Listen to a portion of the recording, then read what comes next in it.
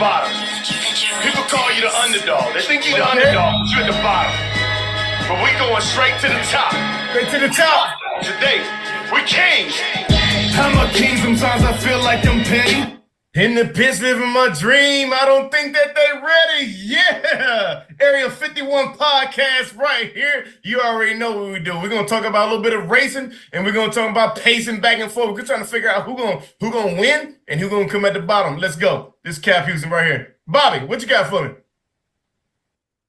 Good evening, ladies and gentlemen. I'm your host, Bobby. We got Rob and Dave. How you guys doing tonight? Doing well, Bobby. How about you? Doing good. How about you, Dave? How are you doing? I'm hanging in there, man. Hanging in there. We are on episode 16 tonight. We've got my good friend Keaston France. How we doing tonight? Doing well, man. Doing well. I don't mean to jump the gun here, but I saw the video with Kenyatta and everything like that. That's my guy, man. I love that dude. Great people. Yeah, we just had him on 2 episodes ago. Okay. Yeah. He decided to spit the lyrics out there in right at the beginning of the show, so we've been using it since. Wow, that's amazing, man. That's amazing. Like I said, great guy, a legend on the pit crew side of the sport, you know. So much respects to him. Well, everybody, Keaston France, I want to say thank you for coming on tonight. Yeah. How did you get involved in NASCAR, and when did you get involved in NASCAR? Well, I've been a fan of it for the majority of my life. I'm 29 now, so probably about 23 of those years I came up as a fan. The first race I ever watched was unfortunately the race where Dale Earnhardt lost his life. But that was the first time I ever experienced anything related to NASCAR. And from there, you know, the rest was history. I came up through school, always wanting to be involved with the sport, didn't know how I could get involved. And then later on, going into maybe late middle school, high school, I discovered that they use athletes to pit the race cars. And from there, I was hooked. And because I was an athlete, I've been an athlete my whole life. And I went to college to play tennis, Division I tennis. North Carolina A&T State University. I was the team captain there. And, you know, it just kind of fell into my lap as they, you know, NASCAR, they go around and they'll try out athletes at different universities, pull guys out of the pro ranks as well. So I was a part of that deal with Drive for Diversity, also known as Rev Racing, which is basically an ARCA. It started as like a K&N team, or when I was there, it was a K&N team, but it turned into an ARCA team, and now ARCA and trucks as well. So they team with it was KBM before he sold, and now I believe it is Spire, right? But anyway, came up through the Drive for Diversity program, and again, bringing up Kenyatta Houston, he was a catalyst for helping me get involved with that program. A guy named Richie Williams, Dion Rocco Williams, feet on the ground. He does a lot of stuff with NASCAR now. He's also a carrier for Jeff Gordon for many years. And then, you know, they got me involved with Phil Horton and Max Siegel, who's over that program, and tried out, like I said, again at my university. They brought us in for National Combine. Did that deal, and here we are today. I was chosen to begin my training back in the late 2018, around September. And I started with Daytona in 2019, pitting for JD Motorsports, right, through the diversity program and stuff like that. And here we are. I'll say, you know, coming from there, maybe middle of 2019 or so, I received an opportunity to be with what was once Chip Ganassi Racing, now Trackhouse. And, you know, like I said, that's really pretty much how I got started into the deal. But I have to credit my dad. You know, he got me hooked on it. My uncles and my relatives on that side. He's from Martinsville, Virginia, and so he grew up watching NASCAR at that track. Right, his father, which is my grandfather, obviously took him to the races, and they grew up. Well, my grandfather grew up a Wood Brothers fan. Right, being that they were the local team at the time.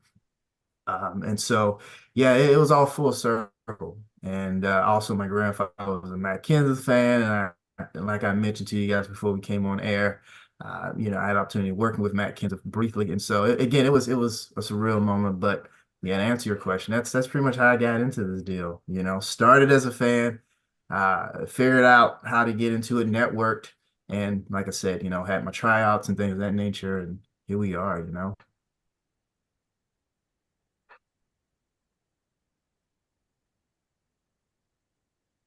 So what is a day at the track for you like as a tire changer?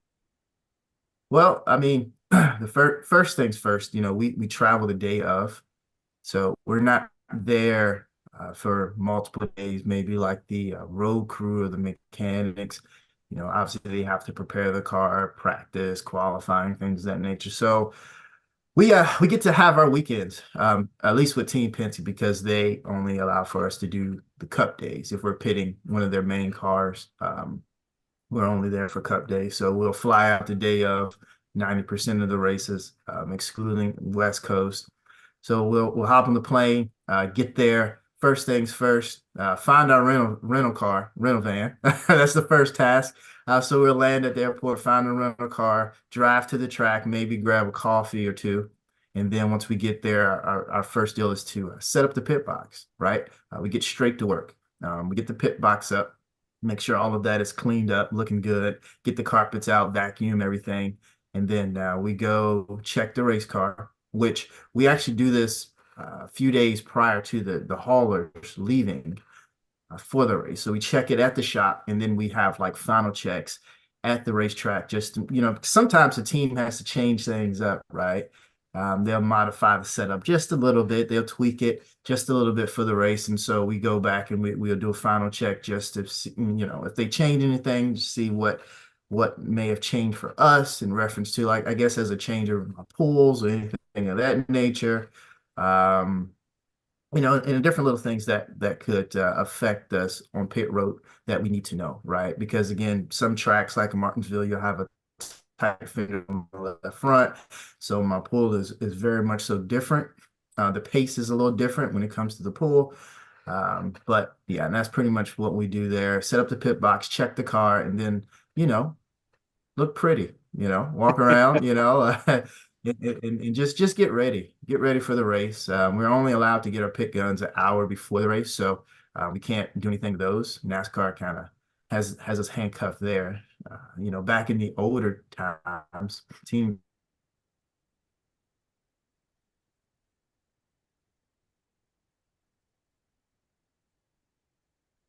I think Keyston froze. Were able to build their own pit guns, and they could have an advantage that way. But yeah, you guys got me. You guys got me? My check. You guys got me. Yep, I got Yeah, you. you just froze up. It just came back. Yeah. Okay. All right. I have Spectrum, man, but I don't know. They've been shaky here. So let me see. Where was I? Where did you guys? Well, We're speaking talking of about that, the pit guns. Pit guns. Okay. All right. Again, sorry about that. Sorry for freezing up on you guys. But yeah, so we'll get the pit guns an hour before the track. I mean, hour before the race. So again, to get to the track, okay, set up the pit box, check the car again, and then just like I said, clean up around the box, make everything look good. We probably get lunch or something like that, which is catered at the track.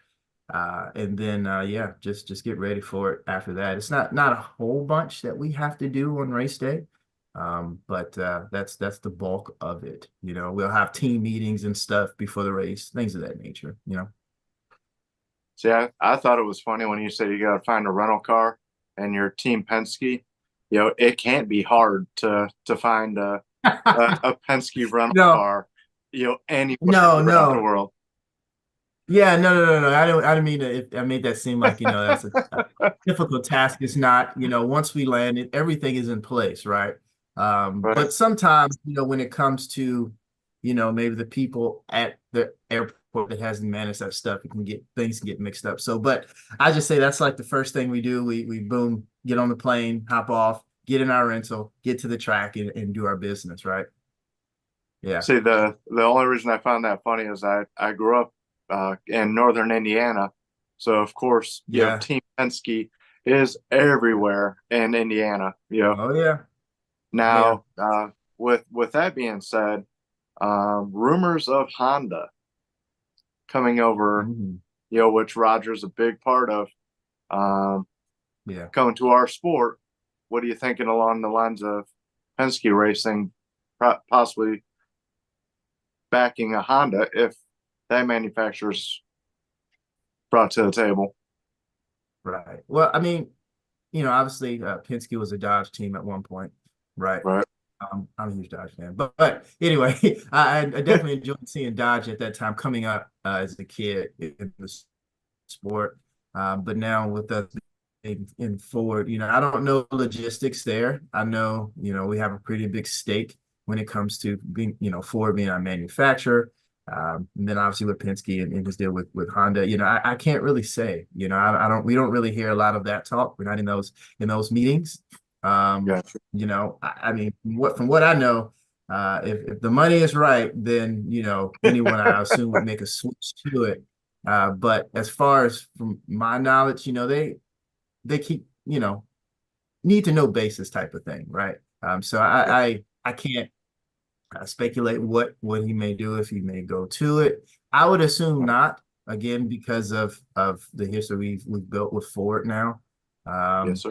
Winning what, 2 championships with those guys or so. So I would think we wouldn't switch, but again, if we do, hey, like I said, I'm not in those meetings, and I really have no control of that, and I can't really say, what he may do, but I don't believe we would switch.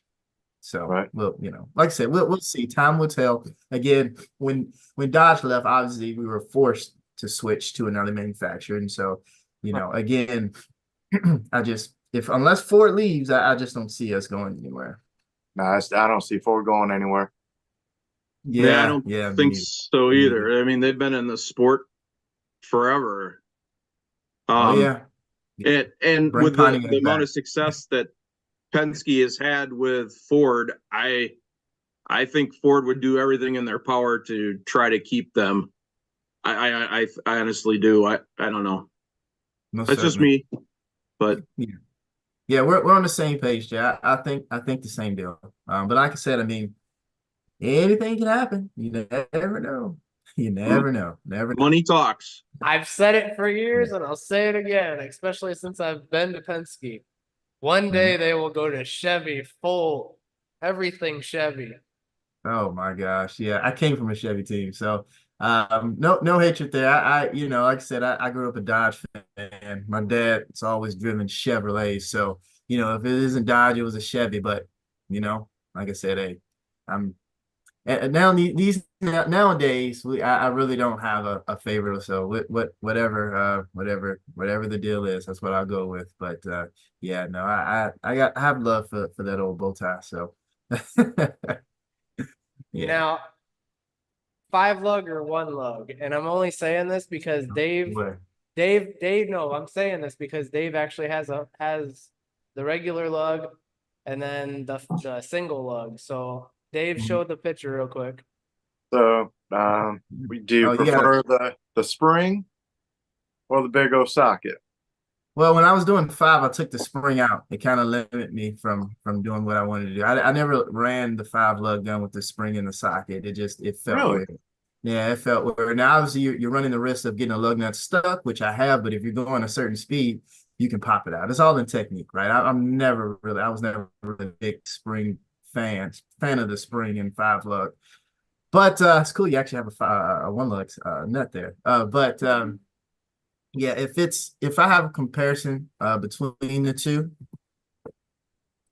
I honestly I like both, really, but I enjoyed how 5 lug differentiated us from the other sports, right? And that may be a common answer, but when you think of F1, when you think of IndyCar, you think of the single lug, right?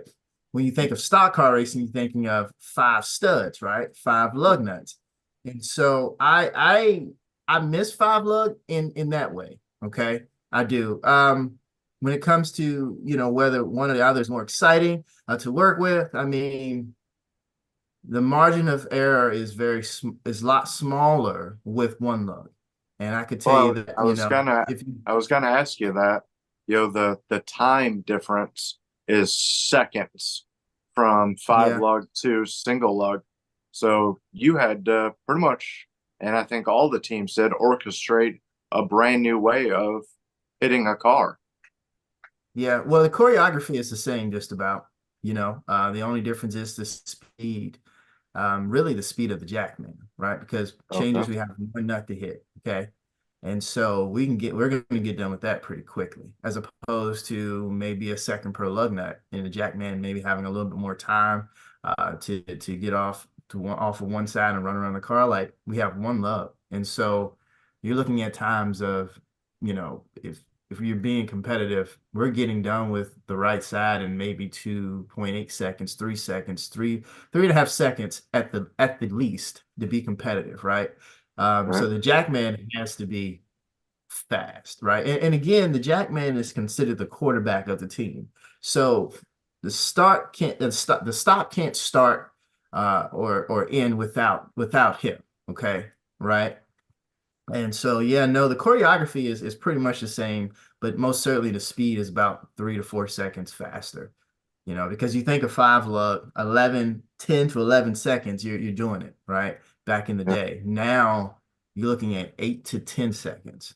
In 10 seconds, you're really maintaining.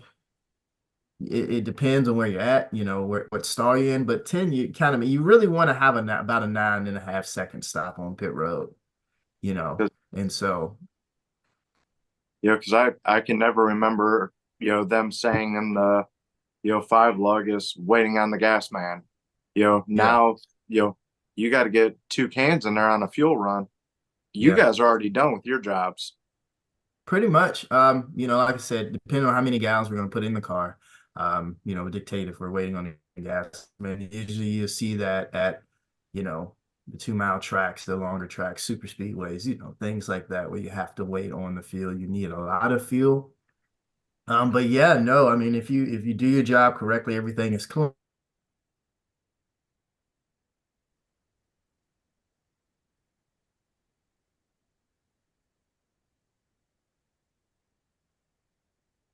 Yep, Gaps are closed, stuff of that nature. Yeah, we'll pretty much finish all at the same time.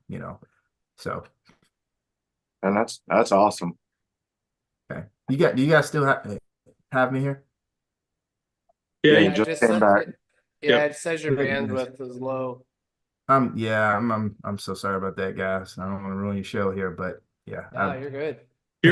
you're all good. We're just glad we were able to have you on. Oh yeah. So Keaston, I was going to ask you, being that you are a pit crew member on Austin Cindric's team, and his dad is the president of Penske, is Mhm. there any added pressure that you guys feel as a pit crew to be able to perform or to perform because of that, because of No. his dad's position? No, not that in particular. I mean, that's why no offense to anyone else, but that's why they seek out athletes, and I know you have Brandon coming on too, guys who within the military, right? Because, we we're really used to that type of deal, type of pressure. I mean, what Brandon was a Marine, I mean, heck, being on those lines, like that's a lot of pressure. I mean, especially when you're fighting for your life, or fighting to keep your life in a way, right? I don't have no idea how that is, but Brandon will tell you more about that.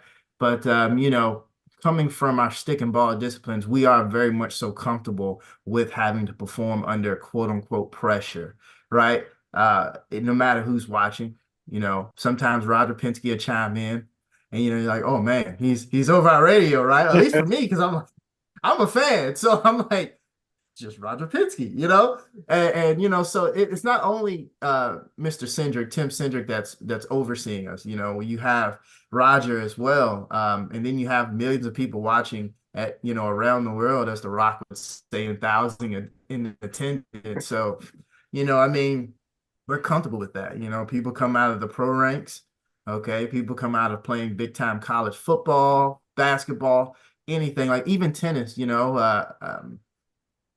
That's really structured around individually doing your job. Like, I've been in situations going against like Duke and Carolina and University of Tennessee. I've been in situations where, the whole match is tied up 3-3, and it's up to my match, whether I win or lose, that the team wins or win or loses, right? So we're very comfortable with that as athletes, okay? And so that's why they seek us out, athletes, ex-military men and women, if so, because we're just adjusted to that. We're used to, coaching may get yelled at or something like that. Like we're just used to that atmosphere. So it doesn't bother us as much. But I would be lying to say that every now and then you don't get a few butterflies, right? I mean, every athlete gets the butterflies. I don't care if you've been in it for 2 years or 20 years, you're always going to get butterflies. But once you step onto a court, or once you jump out on pit road, it honestly leaves, and you kind of channel it out. And, you go back to what you've rehearsed, right? We practice so often. Okay. It just becomes habitual for us, right? Obviously, when you're coming in top 5, you're aware of that. But even in that situation, you jump off a pit wall and it's like practice again, So It's that warrior mindset, I think. Say that again. I think it's that warrior mindset that athletes, military, even like law enforcement, former law enforcement or first responders or whatever. It's that warrior mindset where, you have that job to get done and you persevere no matter what it takes. And you have to, concentrate in that chaos or whatever. Yeah. And I always tell people it's always controlled chaos, right? And I don't say that just so it can sound good, but what we do is pretty chaotic, under control. And again, that's why we rehearse so much and we go through a lot of mental coaching as well, right? A lot of people don't know that or see that, but we do have what we call a mental performance coach. They have it in baseball, but it's a reason why they have that in professional sports, right? And it's just to keep us sane, and then we all have our little things we do. I don't say rituals, but just things that we do to keep ourselves mentally together, but mental flexibility is a big deal as an athlete overall, right? Having that is very much so important. And teams look at that when they go and recruit. We have to do cognitive examinations every year, things like that, especially with new guys coming in, just to see where your mind's at, see what type of balance your mind has. Are you aware of your surroundings more than you are concentrated? Like it's a lot that goes into it. That's why they test guys before, like during the draft, that little exam that they do. Like we do the same thing, right? We have the same examinations. And even once you get recruited or brought in by a team, they consistently stay on top of that, and they give you the results so you'll know, right? And stuff of that nature. And they know where to, how to, deal with you or work with you or train you up. So you can be mentally prepared, That's really cool. I had no idea that they had something like that, kind of like professional football. Yeah. No, and I tell people too, like, I know we're not sticking ball. We're like, a WWE wrestler or something. We're not sticking ball, but we're still a professional sport and we're professional athletes, and they treat us the same way. We train just the same way. We just train, to have obviously different movements and do a different job. But, you can say the same thing about football compared to basketball, right? They don't train to catch a football or anything. They train to catch and shoot, put a ball in a hoop. So, yeah, no, we train just like any other stick and ball sport. Yeah. Now, I will say, I told Cap Houston that when we went to Track House, they had by far the cleanest facility I've ever seen, but that's because it just opened. I think my favorite facility of all places is Penske. After going down there with you in January of last year, it opened my mind up to possibly what every race team sort of looks like. But by far, Penske was absolutely phenomenal.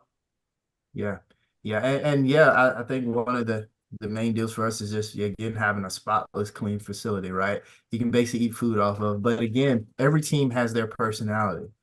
I come out of that Track House camp, which was once and they did an amazing job. And that was the first bigger team I ever worked with, right? I know I didn't go through this either, and again, I don't want to come around what you guys are planning to ask me, but I started again, say Rev Racing Drive Diversity, but Jennifer Jo Cobb Racing, I came up with her small Xfinity team of biker racing as well. First African-owned race team in NASCAR. A lot of people don't know about that. And then I spent most of my time with NBM Motorsports, rolling with Carl Long. And I learned a lot coming up with those people. But when it comes to a bigger scale team, no disrespect to those guys, Ganassi, now Trackhouse was my first deal. And, walking into the facility, it's like, wow, like these floors, I didn't really eat food off of it. I can slide around and not get dirty.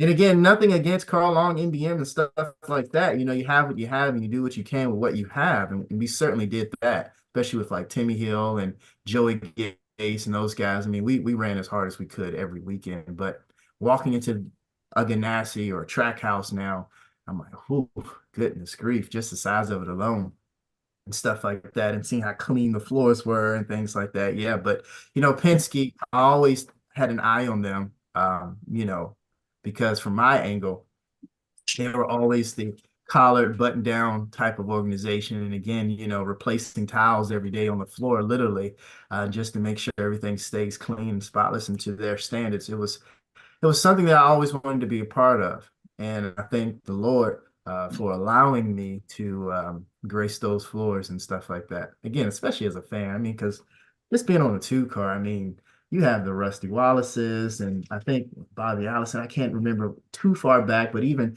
Ryder himself drove the 2 car. It was the O2 back when he was driving it, but there's so much history, not just with the 2, but within that organization. So it's just like, goodness grief, pinch me every day, You got Kurt Busch in that 2 car also. Kurt Busch, yes, Kurt Busch, yes. I seen him win in Charlotte and drive backwards. Yes, I'm sorry. Thank you for reminding me. Kurt Busch is in that car too. Like I said, getting to work with him was awesome as well at Ganassi. But yeah, no, again, a lot of history with that number, with that team. And yeah, so yeah, but it's pretty cool. It's pretty cool to go and be there and just see how clean they keep things and just, the standard. But every team has a personality. One thing I will say is that I've had the pleasure of being in the facility of just about every team, the Hendricks, the RCRs. I've tried out for every team. I've been there and just seeing what makes them different. You have Richard Childress with his vintage, right? Hendrick, they have their style. Gibbs, they have their style. Coach Gibbs, I mean, coming from, pro football. That's just what makes it a smaller scale team. I mean, it's still a personality there. It was different working with NBM Carl Long than it was working with Jennifer Jo or Bica, and stuff of that nature. Even Jeremy Clements, I've changed tires on his car as well. So, it's just it's the beauty of it. It's the beauty of sports. Every team has a personality. Baseball, football. I mean, I can go on all day about it, right? It's what makes it interesting. It's what attracts people to a sport, and keeps people's attention. So yeah. So you mentioned you changed tires for Jeremy Clements Racing. What year was that? Do you remember? Let me see. It might have been 2021. Goodness, am I frozen again? Oh, you were for a second, but you're back. Okay. I see your internet's unstable across the screen, so I just have to make sure I keep that in check. Again, sorry about that, guys. Sorry to the viewers and everything like that. But I would say 2021. I did 2 or 3 races with them actually, and Kenyatta was my rear changer. So that was a surreal moment too, because I looked up to him. I still do, and so getting to be, I mean, I don't know if he told you, but I mean, if you bring him back on, he'll tell you, like, I mean, him and Richie Williams, they remember when I was just running around pit road as a younger chap, trying to get involved with the sport. But I got to change with him, which was awesome. And also when I was on AJ Allmendinger's car, the 16 as well, I changed with him. But I'll say 2021 for about 2 to 3 races or so, but still getting to work up close with them and getting to know those guys. It was pretty awesome. So yeah. It was 2021 because I remember seeing you at Pocono sorry, I seen you at Michigan. Yep. And I have a couple pictures of you and I Yeah. at the racetrack. Yeah, most certainly. And that was a time where I was going in between teams as well. So I think I was with GMS. And so I was doing that through Roush, pitting that truck through Roush. But yeah, no, I definitely remember that. One of my favorite tracks. And then shucks, I did the ARCA race that day or the day before that, and we almost won that thing. But yeah, no, that's one of my favorites for sure. Yeah.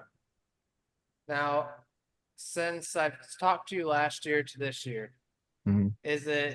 I've noticed that the penalties for the single lug infraction of the wheel coming off has come to practically none. Are you glad that that's kind of like that the 1 year jitters are gone? Yeah, and I wouldn't even say we're jitters, right? People were figuring out from year one, what this beast is really about, and really just flirting with that fine line, because again, what we do is controlled chaos, and so we're always trying to find speed somewhere, and the margin of error is much more smaller. Because again, you can have a loose wheel in 5 lug, but you can get 4 tight.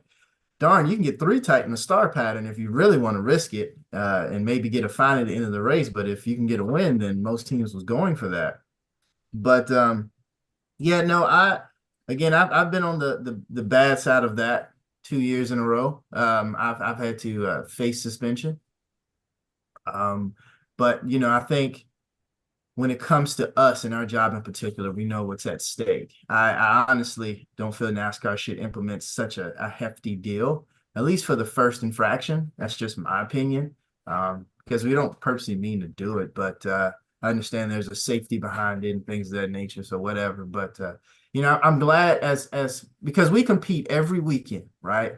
But we're a traveling circus, okay? We're family. We all know each other. You hate to see that happen to another brother, or in some cases a sister of yours, on pit road. So I'm happy to see that, because again, no one wants to sit at home.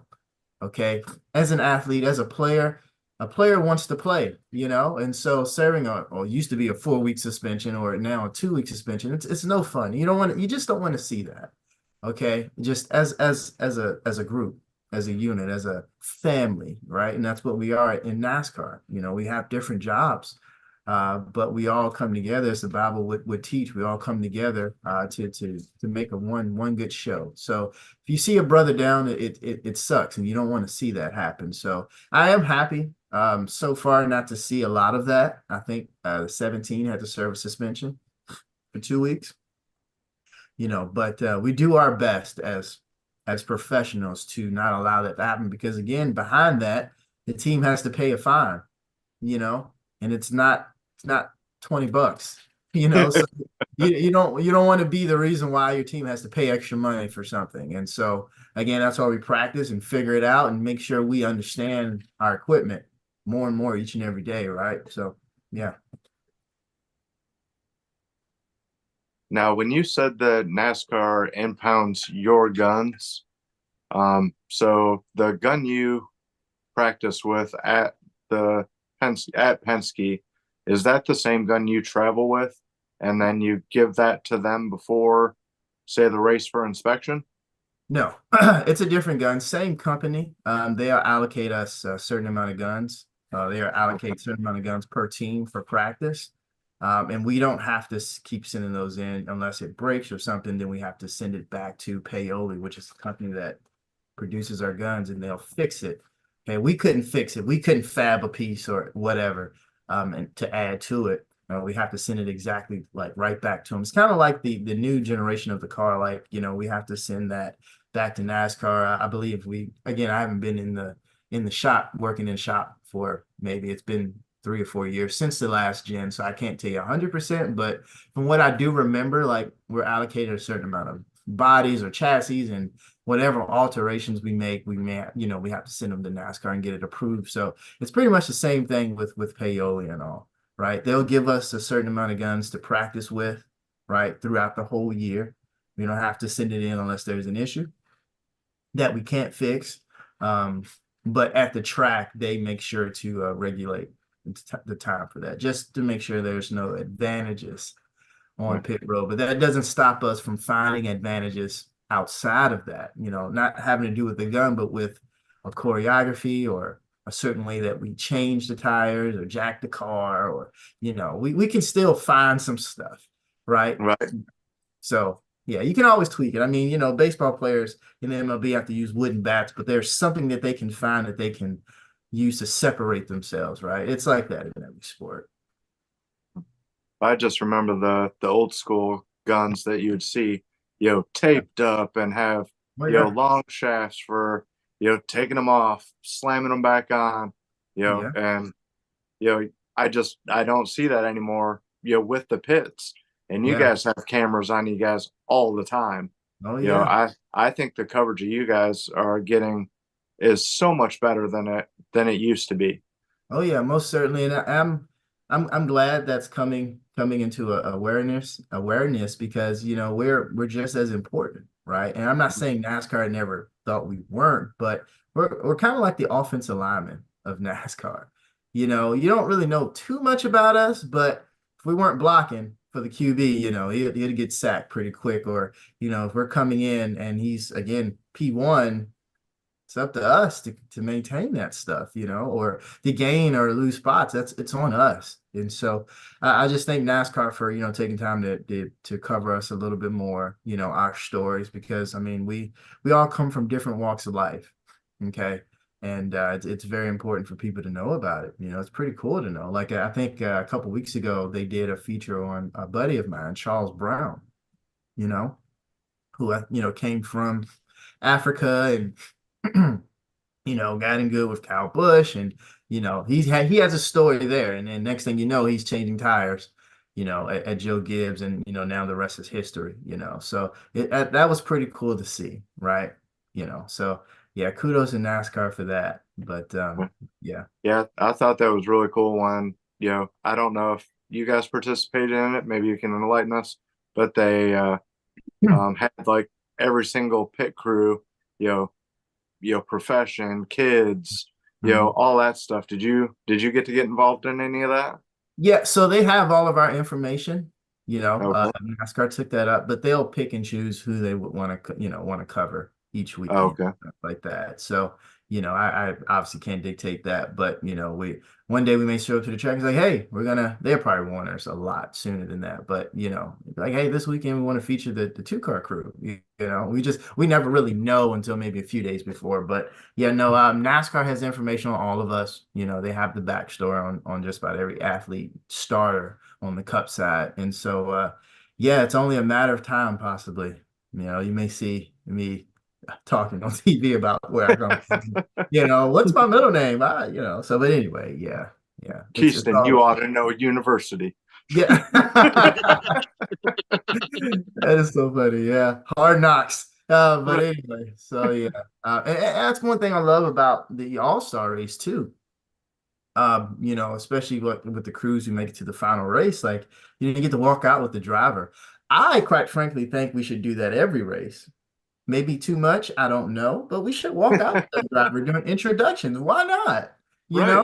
But anyway, but I love that whole idea of the All-Star race. And that's another thing that really got me into it.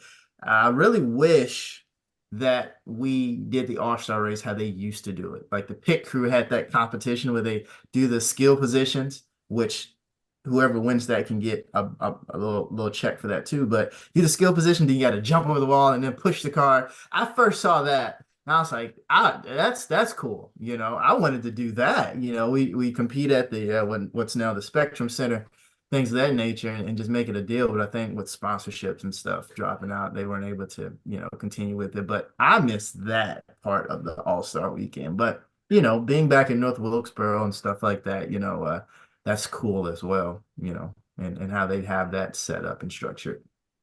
Now you got into it a little later, Yes. when they had, full speed pit stops, like cars flying down pit road ungoverned.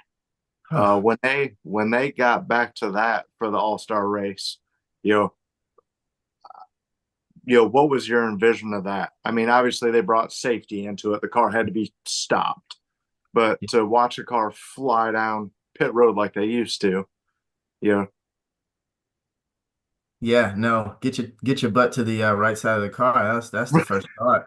You know, okay, so I hate to bring up negativity or anything negative, but I haven't been able to do two of the All-Star races that I would have qualified for due to suspensions, unfortunately. oh, I'm sorry. But no, you're good. You're good. It's all part of the story. I thank God for it. There's a lot of lessons learned from that. But I haven't been able to experience that yet. I've been in the sport 6 years now, and at least three or so of those years, I didn't have a car that qualified for it in general.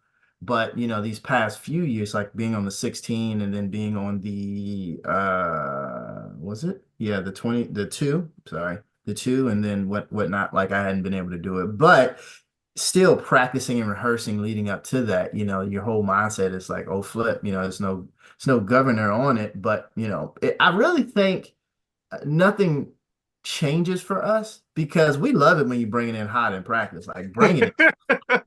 When we have an outdoor practice, the car, it goes around the building, right? And it's coming at you like, we may have, every drive is different. Sometimes we'll have Ryan in the car. We have Joey, we have Austin, Harrison, whatever. One time, not Austin, Harrison was coming in, and when he cut the corner, he actually spun out, because like we're like, send it, So really, quite frankly, we don't have a governor, anything to govern the speed in practice. So now it's just the race, okay?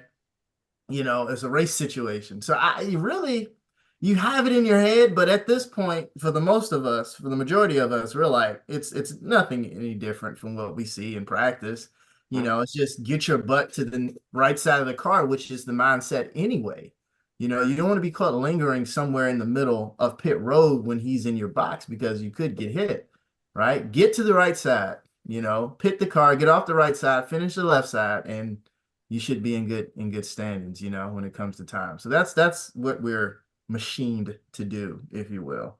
So it's not too big of a deal for us or a difference or anything, Yeah. One of these days I might have to take the Venture Down 85 and definitely come see you and see what it's all about if you'll allow me. Yeah, for sure, man. We'd love to have you, especially now the clearance for practice, I have to go through HR and stuff like that, obviously, Yeah, but 100%. no, I mean, because we usually don't have a lot of people in the practice area. We're pretty much a private team in that aspect. But, if it's allowed, it may be a day that, they bring a group in. Most certainly, we'll let you know. I'll tell Bobby to let you know, or you guys can come through and see what we're about, but yeah, it's a cool experience. I will say, coming up and practicing around a car with a motor, when I first got to Penske, it was different because you really don't hear, like, it's just the sound is different, right? We wear ear protection in the pit area all the time, right? It's required, but the sound difference kind of threw me for a whirlwind a little bit because I was listening to a car with an engine come in, and you're used to that, and also I'm hearing and I'm like, what? So that was definitely pretty interesting for me. So that might startle you a little bit. But no, it's definitely an experience. Pretty amazing deal. So yeah, I would love for you guys to come and see that, just and get a look at what we do, right? We always see what the drivers are doing, right? They get the prime time spotlight, the spots in the intros and stuff like that. And shout out to them, they work hard for that too. But not a lot of people get to see what we really do. So it'd be cool for sure. I wanted to share this picture. So this was last Oh year. goodness. Oh yeah. It was one of the coolest experiences I've ever been. Oh yeah. Oh yeah. Cool experience for you and me. Because in that picture, I'm a fan too. I'm employed, but I'm a fan too. So just remember that. Like, I'm geeking out too. Because I think then we had one of Rusty Wallace's vintage cars in the shop. We were showcasing that. You had two of them. Two of them. Yeah, we had the one on the main floor, or for the main view area, and then in the back I showed you one as well behind everything. So one deal that not everyone got to see, right? But it was an old Miller Lite The cars you were know, literally getting ready. or yeah, never. If I'm not mistaken, the cars were getting ready for Daytona. Was that Daytona weekend? Yeah, it was January 28th when we showed up, and yeah, they were getting ready for Daytona. That's right. That's right. Yeah. Yeah. So for sure, man, that was a cool deal. Go ahead.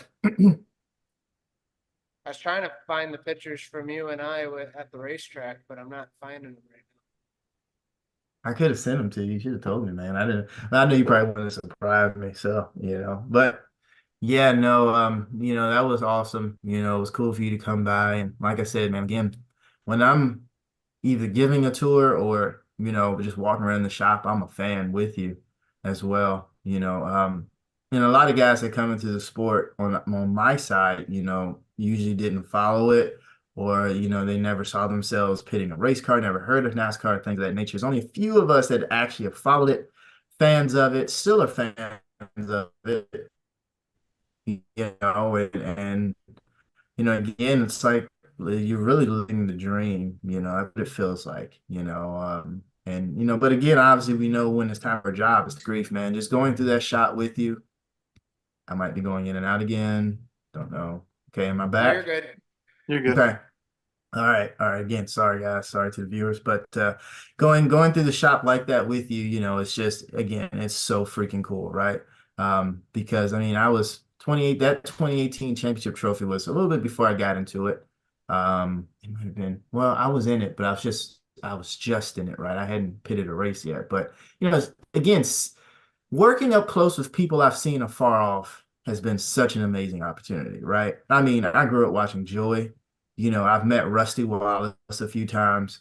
Even AJ Allmendinger, pitting for him. Meeting Dale Jr. at one point, which I'm Junior Nation all day. I'm a huge fan of him. Working with Jimmy Johnson a little bit when he was on the IndyCar side at Ganassi. I mean, it's just like, what the hey, like I grew up watching Brad Keselowski working with his brother Brian, like it's just like, man, like, I used to watch you, right? And now I'm here. It's just, oh my goodness, man. And walking around Team Penske, it like I said, for me, people sometimes tease me, but I don't care. It never gets old. It never gets old. See, that's so cool because we get. Yeah. That's too Jim, cool. Oh yeah, that's real cool, man. I appreciate that about you, man. This was Yeah. 2021. Yep. And that was, I think, the summer of it, right? Yeah. So I will go back and say then I was with Jeremy Clements. I pitted his car in 2020. It was between those years. But anyway, Kenyatta and I have a picture from that too. Goodness, man. Should have sent that your way. But I didn't even think about asking you to send pictures this time. oh man, I don't know if we have time for it. But anyway, No, I'll you shoot it got to plenty you. of time. Maybe for next time. But yeah, Kenyatta did a whole story on that, man. It was so cool. But anyway, you guys can ask away. I'm sorry. I'm trying to be disrespectful here. But I'll send it to you. But yeah, anyway. So cool of a deal, So cool of a deal. we get accused every once in a while, kind of fanboying it up and and getting kind of starstruck. It's fun to see that even when you work in the business, that you still get kind of starstruck. Like, oh my gosh, Rusty Wallace just walked in front of me, or well, there's Brad Kay, and there's champions in the hallways. Yeah. And my dad and I, we joke all the time because sometimes I get to fumbling over my words, when I run into somebody like that. I've gotten better over the years, but I never can get used to having a regular conversation with Joey. I have, right? I've been to his film. He has a film studio, right? A lot of the things that you see with the drivers, how they do, like if they're leading and they do that little thing before commercial break, a lot of that's filmed inside of his studio. We did a Keystone Light commercial there, so he has a film production company, and so going there has been awesome, and just being around him, like that's cool, but like I said, you never get used to it. We'll be walking, or he'll show up to practice, and we'll just have a regular conversation, but deep down inside, I'm just freaking out. Like, this is Joey Logano, you know, like, dang it, Joey. Like, he'll start a conversation with me. I'm like, don't start that, man. Like, I'm just not ready yet. You know, like, the thing about Penske, you know, at the end of the year, we'll have like a little company party or something like that. These past couple of years has been dubbed as a championship party, which is cool. And, you know, just seeing those guys there and again, just having a regular conversation with them is freaking awesome, you know, because I was even talking to Joey about my experience in film. I went to school for film production, you know, broadcast journalism, stuff like that. So that's my second love, okay? And so just talking to him about that and understanding that jargon and things of that nature, it's like, oh gosh, I'm talking to Joe Logano about film. Like, what? Like, this is crazy. Like, okay, figure out what you're gonna say. Figure out what what you're gonna say. And like my parents were there one year at the Thanksgiving little family get together with Penske, and you know, my dad and mom got to meet Joey and his family, his amazing wife Brittany, and things of that nature. Like, and my dad, you know, they're talking, and I'm sitting there just like, what do I say? What do I say? And I've been working with Penske for like a year and a half at that point. I hadn't seen him enough, but still, it's just you just don't get used to it. But again, it's that side of it too, of like, you know, they are human just like the rest of us. You know, they're just in front of a camera more than we are, right? You know, again, like, even with Jennifer Jo Cobb, like I grew up watching her too, and now I'm riding in the van traveling the country with her. Like, that's cool. You know, I know about Carl, you know, Carl Long, you know, if you're a fan of the sport, you know these people, right? And Carl, one time we were in Florida, I remember he knows the Earnhardts really well. You know, when you come up racing that long, like you know these people, and he has Junior on speed dial. I'll say he knows this. He was like, "Hey, you want me to call him real quick?" I'm like, "Unless you want me to embarrass you and fan out, like I advise you to not call Dale Jr. right now." But you know, again, it goes back to being all one big family, and the fact that we all are human. You know, so it's really cool. It's really cool. And then being from, you know, I never said this, but being from Amelia, Virginia, which is not, it's a stone throw away from Chesterfield, right? Which is Denny Hamlin's country, you know, and his dad, he owns a race motor shop, I think a shop there or something like that. Like, I mean, just being in that town too, you know, um, I may have ran into Denny a couple times, but you know, we were able to talk about things that we're familiar with, and he's very much so familiar with Amelia, Virginia, right? We have a little racetrack there that a lot of guys used to race at. People don't know about, but you know, just getting to talk to him and getting that human side, like, yeah, I know about Amelia, Virginia, like, you know about my little town, like what? But I mean, he grew up in Chesterfield. He knows about Midlothian, attended school there. I mean, you know, and like my AD in high school went to school with Denny Hamlin, right? And so like so many people know, and he knows a lot of people that I know, like, you know, because they might have went to school with him or stuff like that, things like that. It's just like, wow. I'm still starstruck, but again, they are human like we are, you know? So Right. just again, I might just be the only one that has the issue. You know, you guys may be like, "Oh yeah, with Keeson, come on, please, we knew this, right?" But again, you know, I have to calm myself down, you know, because it's so cool. But anyway, We're all the same. We're all the same. We do the same thing. Believe me. Oh yeah, I think oh Bobby yeah, and oh Dave will yeah. say the same thing as I just said. I think Easton, it's just human, part of human nature. When It is. you know, we got Oh a yeah, surprise oh for yeah, I you. definitely agree. Uh-oh, what you got? what's Oh man, what's up, Brandon? He's not on. Is he on yet? He's not on yet. No, he's coming Trying in, to but find yeah, it. there he uh-oh. is. What's All up, right. man? How y'all doing? What's up, Keiston? How you doing, man? Hoorah! Goodness Hey, grief, hey, it's man. been a minute. It's been a while. We've done races together too, man. I mean, we pretty much came up about around the same time. Yeah, You about know, the same came in time. 2019. It's 2019 crazy, was you crazy. 20? Yeah. Yeah, 2019. Yep. Yeah, so he came in and you know, he's what he used to do was freaking cool, at least to me. Like, I mean, to be in the military and also be like a Marine, like I've seen some Uh, of that stuff. Like, is it the Crucible? Like, you know what I mean? oh, the Like, Crucible. goodness. Oh, hell. That's a rabbit Yeah, hole we can yeah. go down all night. Yeah. Hey, So, I mean, you know, yeah, man, it's I good mean, it's the stuff. same. It's kind of funny because you talk about us like some sort of superheroes or whatever, right? But I mean, I remember specifically in 2014, I was in Afghanistan, right? I went into the USO tent in the middle of the night, like 3 in the morning, to go watch a football game. So What the heck?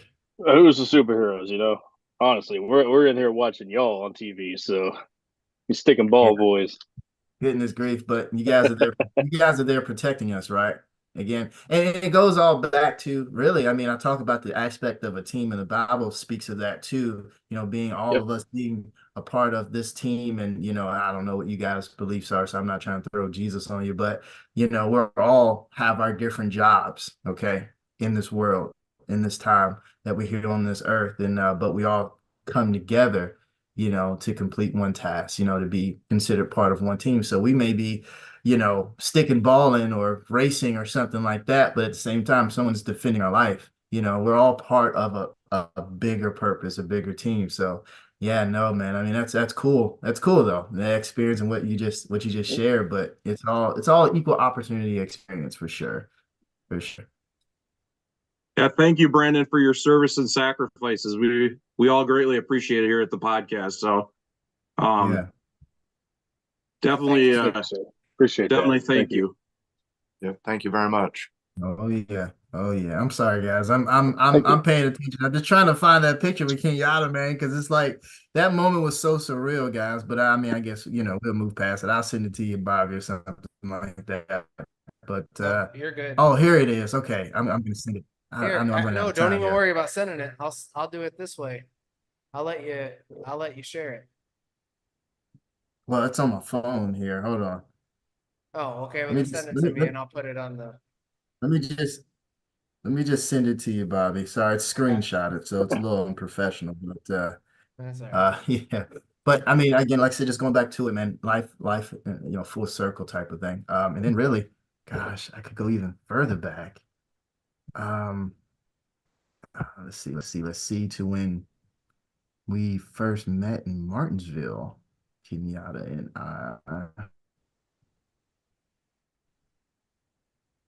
That's let's old see school if right I have there. that. That's yeah, that like I said, life in a full circle. Um, sorry guys, I know we have an order to things here, so Nope, I'm actually don't sharing. mean to throw it. Guys go. Oh, there we go. Yeah, There you go. man. Yeah, he made that post, and that was I think 2020 or something like that, man. That's a freaking throwback, and whatnot. You guys were I think- dialed But in again, before. Kenyatta. Was that COVID NASCAR? I think I believe remember so. that That day. was Yeah, it was. Darlington. Specifically that day. That's Yeah, I think did it a rain a little. lot? I think it's. Yeah, I think it I think rained a it's lot. right.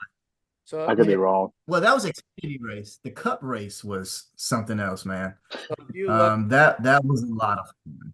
there's no fans in those stands. Yeah, that so That was a very probably surreal during time.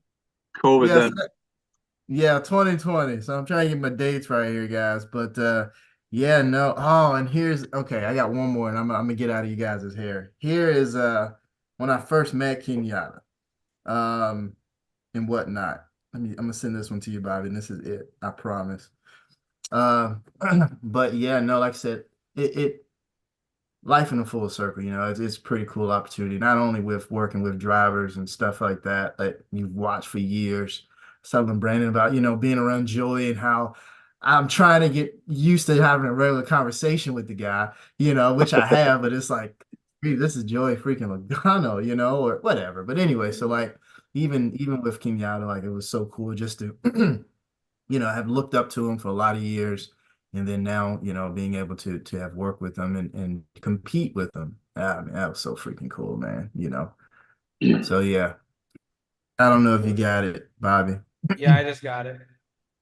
Um, So I look I'm gonna hideous, but I'm gonna actually share two pictures, and the first one is you guys. Then the second one, I hopefully I don't embarrass you. oh, it's all right. It's okay. It's yeah. Okay, here we go. Yeah, yeah. That was Martinsville, 2012 or 2013, one of those years. Yeah. So still in college, like I said, I had followed him for years. He had his song "Life in the Pits," the first one, come out not too long before that, or maybe during that time. But yeah, that was Chip Ganassi with Felix Sabates. That was those days. So yeah. Gosh, I look so hideous. Anyway, it was cold. It's okay. It's all for the moment. I love it. Hey, you guys see what Keystone looks like now? That's back in the day. Oh my gosh. No, no, no. Uh-oh. If you want me to get into that, dude, that was before NASCAR. That's awesome. Yeah, That is awesome. Snoop Doggy Dog.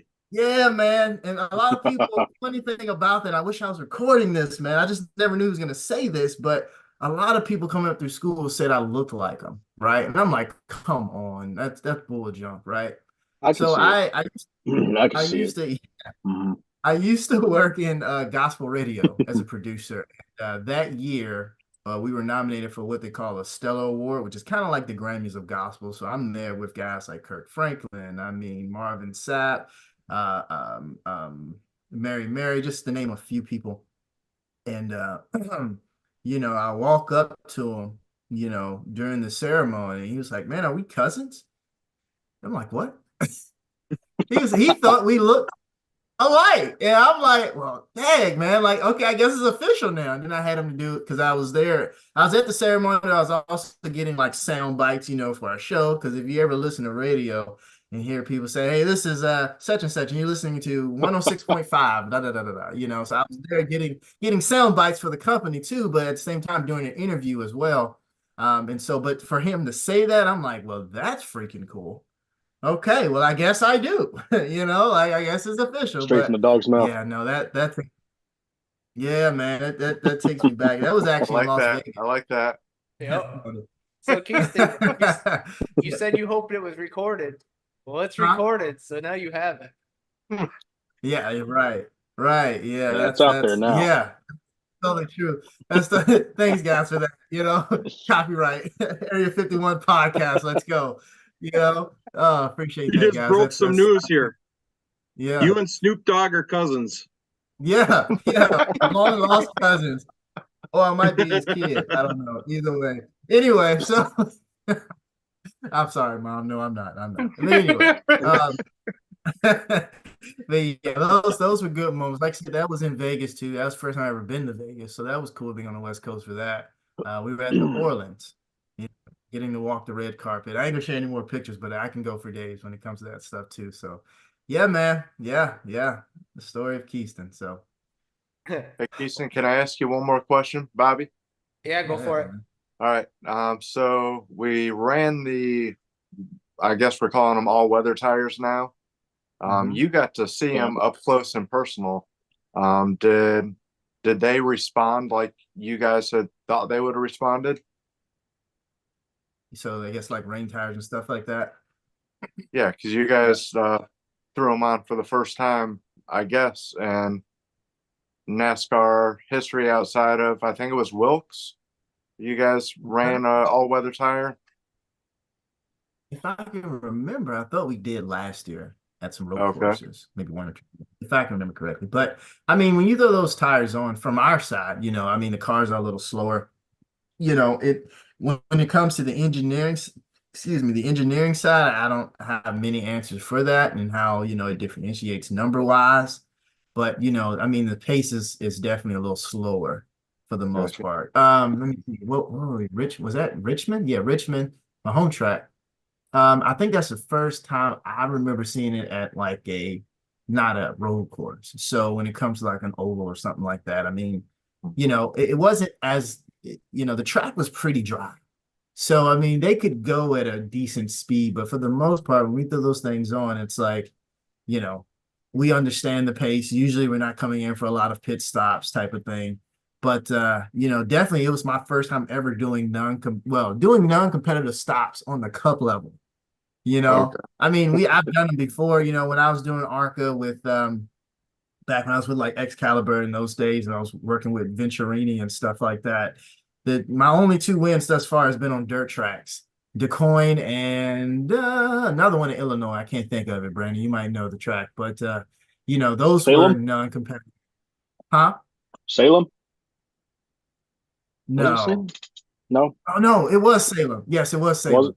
Yes, Salem and DeCoin, I believe. Yeah, but those were non-competitive. Okay, so that was the last time I had ever done competitive. That was in 2019, and so but I've never done it on the Cup side. Because we raced in Chicago last year and it poured, but they were still competitive stops. We just had to, just basically walk around the car, right, and not kill ourselves, hurt ourselves, whatever. But yeah, that was the first time I ever did that, at a Cup race. So that was cool, interesting.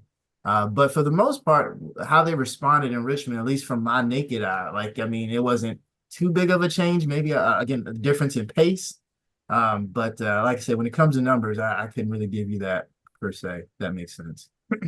And the No. all-weather tire was ran at the road course last year. Mhm. Richmond was the first time as an oval.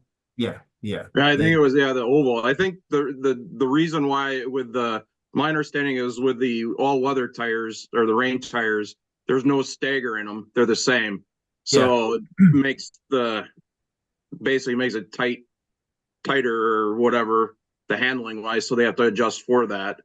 Yeah.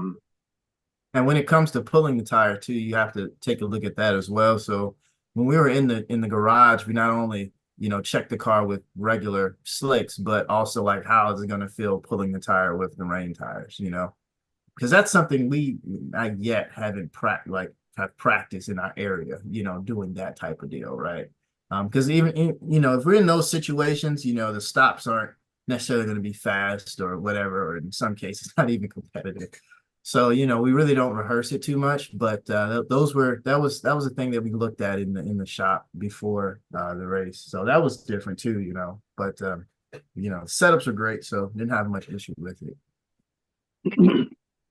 All right, Keyston. Well, I don't want to hold you up. I know you're a busy guy. Oh, please, no, I don't want to take too much time from Brandon, man. Yeah, but I appreciate it again, though. Yeah, no problem. You're part of the family. So Oh, yeah. anytime you want to come on, let me know and we'll pop you in here. Gotcha. And like I said, I got a little podcast going too, man. So I might have to bring you guys on. We help each other, Absolutely. Absolutely. Our viewers become your viewers become our viewers. That's the thing about the media world, right? Yeah, you got to send me that. 100%. Definitely will. Bobby Man. and I are going to be at Pocono, so hopefully we can see both of you guys, you and Brandon there. Yeah. And I don't know how much cut racing Brandon's doing, but it'd be cool to see see you, Brandon, on Cup Day. We're there at the same time, but you know how to find us. He'll be over somewhere at the 51 guys, and then I'll be over on the 2 car. We're not hard to find, as Deion Sanders would say. So yeah, check us out, man. All righty. Well, you have a good day and good luck this upcoming week at Texas. Thank you. You guys be blessed, man. See you later, Brandon. See you, Keyston. All right. You as well. Take care, Keyston. All right. Thank you. Thank you, guys. Yeah, God bless too. Mm-hmm. All right. So our second segment of the night, we have Brandon. How you doing, sir? Awesome, man. How y'all doing? Sounds good. Well, I wanted to give you enough time to eat there. Wasn't trying to rush it. Yeah, to answer your text, it was I just got home from pit practice, so I have a wonderful lady here, mother of my almost 9-month-old son. Now, she brought me in some dinner and some sweet tea, so trying to get caught up. So we were gonna do this. We were gonna wait till after your segment to do the segment 3 presented by Action RV. But I'm going to throw you in the loop on this because you were pitting Jeremy's car. So I'll have you tell the recap for this week. How was it? Oh boy. So to stay subjective and non-biased here, this is another weekend where these guys brought a really fast car from the shop, and man, it sucks having 2 weeks in a row, where a really fast car gets, I don't want to say wrecked because we ended up getting it fixed up pretty good, but I mean, it's hard for Jeremy to drive a car that's smacked the wall or been, shoved firewall deep into another car. But it's circumstance and it sucks, but sometimes it happens, and you have to redirect and attack a different way, and that's what we had to do. Luckily, with Mark on top of the pit box, that was really easy. We pit guys, it's rare, I think, in my opinion, to find a lot of pit guys that can do some of the work that we did as quickly and as efficiently as we did. Typically it's just do the pit stop, and that's usually it. And you have other guys that come over the wall and do things like damage repair. And to have it's easy to take a sawzall and just rip through a bumper, and cut it to pieces. But understanding what you're cutting through and what not to cut through, and how to keep tires clear, not only while it's sitting there, but when it goes into a corner, that's really important. So, despite being a fast car, you just throw it out. I mean, somebody missed a shift and it stacked the field up. We ran in the back of somebody or got pushed in the back of somebody. And this car came down pit road, and of course, everybody immediately was like, of course, again, because unfortunately we've been played by some bad luck this year. Not to, take away from any of the work that anybody's done, because the finishes have not shown, except maybe Atlanta, where the fuel mileage was done right, and we ended up lucking out because a lot of guys came up short, and that's part of that strategy. If you don't get that right, that's what happens, and you miss out on those points that are really important. So, car comes down, Martinsville. I want to say it was probably, was it the second stage? I believe so. I think it was. And so it was so bad, he almost drove up onto the splitter as we got into the box because everything was just wrecked up front. And luckily, we had a caution, or not caution, sorry, we had a red flag. So that actually worked out in our favor a lot. So we could get a visual plan going. We had the liberty to walk around the car and see the damage to a fair extent, and kind of gauge what we needed to do to fix it. And with Mark's help, with John's help as well, John went over the wall with us, one of Jeremy's guys, and we got a good game plan going. And I think there is a video on Facebook of that whole exchange, that first stop. So as soon as the caution dropped, we were able to, spotter let us know. It's another guy plays a big role, and we were able to get to work on the car, cut off exactly what we needed to. Got Jeremy back out there, didn't lose the lap, and Jeremy and Mark again communicating while this is all going on helped out with that, because we were not watching for the pace car as well as we probably could, just because all the little things matter. You cut into a ductwork, you cut into a brake line, cut into the radiator. I've seen that happen. End your day right there, and you can't do that. So we weren't necessarily watching for the pace car, so all of that communication behind the scenes while we were working helps out a ton. So we got him back out before the pace car came back around and lapped us. So he gets back out there and he says, well, car's overheating, more or less. So they come back down, and both Johns, actually, if you see the gentleman in the gray helmet there and the gentleman in the red, black helmet with some blue and red on it, standing right next to each other. Both of those gentlemen are named John. Here, I'll let you know when. Both of those guys got the ductwork worked out to get some air to the engine, Clear the and car and get the hood. yep, had to get the hood off. And the overheating issue was fixed, so therefore it's back in Jeremy's hands at that point, and he drove the hell out of it and kept us in the fight. It looked like a modified. I'm not even gonna lie. Like, that thing was like wicked fast. I called Rob and I said, dude, I swear, if these guys win this race with this car, Lionel is gonna be angry. Oh yeah, I don't think they can produce something this that high diecast quality. will sell out. It would. Yeah, that was some work. To get that thing back out there the way it needed to be. Well, and you guys were right up there with, I don't want to say you guys weren't back there with even the tail end of, they were lapping cars, that were in perfect condition.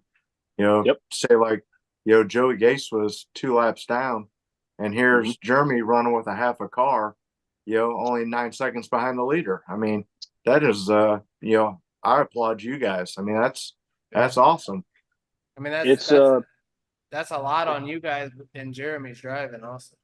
Well, it goes a long way. So I work for an organization called Elevated Performance, and so we train pit crews in house, and we're more or less just one big family that trains weekly and works out with each other and gets into the nitty gritty of pit stops and what it takes to supply these race teams with a service that extends beyond just pit stops. And this is one of those things we extend to, where we take it very seriously. You don't just do pit stops for our customers. And so we work with a lot of other teams. So we have several teammates that were on other cars that were more or less, they probably should have been faster. And we ended up being faster regardless. But so it's important to us being family oriented in a sense. That's why we take JCR so seriously, is because as you guys know, they're very family oriented, and that's all of us that have the opportunity to pit this 51 car. The whole crew feels the same way about it. It's not just another customer. It's not just another car or truck that we're pitting. It means a lot more. And I would wager to say that getting, just making the playoffs this year with this car is just as important to us as it is to those guys. So it's important. Not to cut in, but I think every podcast that we've had, that word has been applied to JCR. Family. I think everybody that we've talked to, even that hasn't been associated with, JCR itself, has always been, family oriented. It's no secret. It's an industry known. Jeremy's not new to this game, so being around as long as he has been, everybody knows. I mean, just last year I was working with our motorsports, and not to take anything away from those guys, it's just a completely different culture. It's business versus family, and then business almost takes a back seat to family when it comes to this team. At least that's been my scope, and I don't consider that a bad thing. I mean, you have to have that foundation, and that's why like my boss does a great job of that, stressing that the camaraderie is more important than anything, because the rest will follow if you have that foundation. So yeah, we take it very seriously, and it's good to be a part of a team that takes it just as seriously as we do, despite a couple of us, having never won a race that we just were going out there to win. To see a team that has won and has been there and has proven that they can do it is still just as hungry, it seems, as they were before. And that goes a long way. Especially with them being a small, independently owned team, to have two wins in the Xfinity Series against these Junior Motorsports and Hendrick Motorsports, or whoever, those bigger teams. It's amazing. It's a true testament. It's a huge deal. Yep. Yeah, it's a true testament to Jeremy and his team and everybody that is part of his team, his partners, all the way to whoever is turning screws in the shop on the car. It's like Dave said, everybody we've talked to, it's all been, everybody's a family. The partners, I mean, everybody. It's a common theme that we've heard. Yep. And sorry, go ahead. No, you're perfectly fine. I apologize. No, I was just going to reinforce that. Yeah, like I said, it's been one of those things where it's almost an industry known wide thing now. But yeah, go ahead. But yeah, we were talking earlier, and they were saying how clean and well versed and that Penske was as far as their shop. And then when you go into a shop like Jeremy's, yes, it is very clean. but it's a shop. It is a race car garage. You have last week's car sitting there, you got this week's car getting worked on, and then you got a road car, sitting over in a corner that might be used as a backup. It is not Hendrick Motorsports by any stretch of imagination. And that's why I think I got into rooting for Jeremy and all you guys. Yes, that makes it even more impressive, especially if you have the ability to walk into both shops, and see the difference and look at that guy, and he's won races, and he's beat them. Yeah, I mean that's a big deal, and I think fans see that, and I think that's one reason why Jeremy has this almost guy, you don't want to call it, but it's almost like a cult following. It seems like on Twitter and even sprinkled throughout the YouTube comments and some more popular NASCAR videos. There's Jeremy Clements fans, and I think that's why. It's because there's a collection of people out there that can appreciate that and aren't just rooting for the big guy. And the underdog thing goes a long way. There's people in organizations that spend years, decades trying to accomplish what Jeremy has, but now no disrespect to him, but maybe just went about it the wrong way. Maybe didn't have that foundation that we talk about when it comes to being that camaraderie, that family oriented. It's a common thing for NASCAR teams to just change out guys left and right until something works, and it doesn't seem that way with this team, yet they've got it done. So that speaks for itself. And I truly think we're going to get another one this year, at least one more. I would love that. Yeah, that car is just so fast this year, but it's just been. I'm waiting to find a lucky penny, to send y'all's way. I mean, something's got to work. Well, I think it will. The work's there. I'll say it. I know Brandon, you weren't going to say it before, but I think Brandon Jones needs to stay away from like Jeremy on the track, and then maybe Jeff Burton, maybe too. It's 2 weeks in a row, isn't it?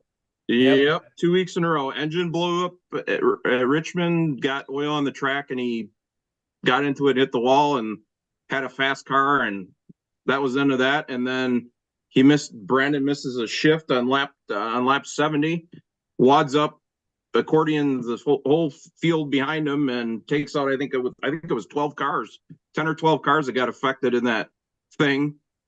Jeremy had nowhere to go, and then it's like adapt, overcome, and persevere for Jeremy Clements Racing. It was on display for sure this weekend. I mean, just like it is every week. Yep. Mark Podine from Action RV said last week about Richmond. He made a chicken salad out of chicken shit. I mean, it was like, it's. I mean, seriously, it's amazing. I mean, some of those other teams, I seriously think, I don't know what was wrong with for Austin Hill's car when he was involved in that and he dropped out of the race. I mean, it looked like he had a lot less damage than what Jeremy had on his car. And I mean, I obviously don't know the circumstances and the damage, but it was like, they just it looked like they just said, oh, okay, we're done. And, you got Jeremy running around the track with basically look like a modified, and he's running within the top 10 times on the track of the leader. I mean, with a tight center, loose off car. And then after before the ductwork was fixed and the water temp got pegged, and his car was super tight. Mark and you guys did the adjustments, and it helped a little bit with the tightness, but I mean, until he burned off the tires, he's still passing cars and he's still running really good lap times. I mean, you could have just said it, you know what, I'm done. Just screw it. The bad luck bug has bit us in the ass again. We're done. And, it's just, that's why I think Dave and Bobby and I all are fans. Like you even said, Brandon, the family thing and the no quit mentality and and just, and Jeremy's just such a great guy in general in person. I mean, he's just so down to earth. I've said it before, and I don't want to be a fanboy right now, but yeah, I mean, he really is truly a legit good dude. Just so down to earth and approachable. It's hard not to root for him and his team. I agree. He's there's a little interaction that I've had with Jeremy. I would agree wholeheartedly. He comes across very approachable. I think I'm probably not one to approach very many people. He actually approached me about minuscule problems. Does the fire suit fit? You know how long it's been since somebody's asked me if my fire suit fit right? From a pit crew perspective and standpoint, especially considering we haven't worked with Jeremy for a long time. The little stuff like that goes a long way. And to have somebody that doesn't pull in the pit stall when the car looks that junked and throw his hands up and hop out, it goes a long way. Because I've been, to not say too much, I mean, I've worked with a lot of drivers, and I know a good amount of them would have driven that car on a pit road and in the state it was in, be like, is it really worth it? Just either hop out or go out there and drive around. And in order for us to put the effort into fixing it and getting him back out there, and for him to deliver on it, or even if he didn't run 18th for the majority of the rest of the race, the fact that he showed effort, if he just went out there and showed that he cared, that goes a long way. And I know that's hard, especially having done it for as long as he has. I'm sure it is difficult, to go however many seasons in a row and every race just, stay to the grindstone. I know that's tough. And it feels good to have somebody that cares that much, and that will grind it out when it sucks. And that's going to make these guys work that much harder. I have a couple of our guys are veterans of the sport on this pit crew, and you almost see they've been around a long time, a lot longer than I have, probably 6, 7 to 10 years longer than me, and to see them light back up, almost is pretty cool, because a lot of these guys have spent the last couple of years on. Maybe they've been on things that aren't up to their caliber, their skill. They've just kind of been checking the boxes, and they're still doing it because they love it, but they're not. There's not that pride's not necessarily there anymore. To see those older guys, the veterans of the sport, light back up, those 4 guys, it's pretty cool, and it's inspiring for even me. This will be my sixth season. And it feels really good. So yeah, these guys are going to keep busting their tails every week. And even today, we went out there today in the rain and just trained, because we know what we're working for is something special, and it's going to mean something if this car ends up in victory lane, or this car goes to playoffs, or even something greater than that. It's going to really mean something, and it shows with this group. Now, Right. obviously, I'm from the Charlotte area, so obviously I know where Elevated's from. But for the guys that aren't from around here, where are you guys based out of? I don't think a lot of people know about remote pit crews.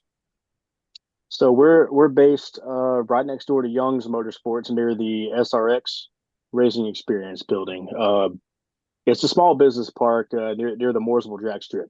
There are several teams back there, from your Rhett Jones ARCA team. Sam Hunt is back there, Jinjo Ka, Spencer Boyd. There's a lot of people back there, and so this is a new facility, actually, that is, the building itself is a testament to our boss and what he is trying to do with our organization, and that essentially is change the culture of the sport and of the pit crew community, and that's get rid of this me mentality, and this greed and the cash flow and everything that the corporate corporate, what would you call it? We'll just call it greed. The greed that runs the sport these days. That's something that he really wants to change, and he wants to implement that camaraderie and that team and that family feeling. That's not just okay. I'm gonna change out guys until I make it. We want everybody to feel valued as long as they are willing to put in the work to be better, both at their craft and just in life in general. And so we have these guys that we train and we sort into crews as far as who they operate best with, and we have a lot of really good partners that work with us when it comes to physical and mental health. Tuesdays and Wednesdays are a given. We're going to be in the shop and we're going to be working on our craft, and that's servicing, providing these teams with a service that not everybody can provide. And like I said earlier, it's not just pit crew.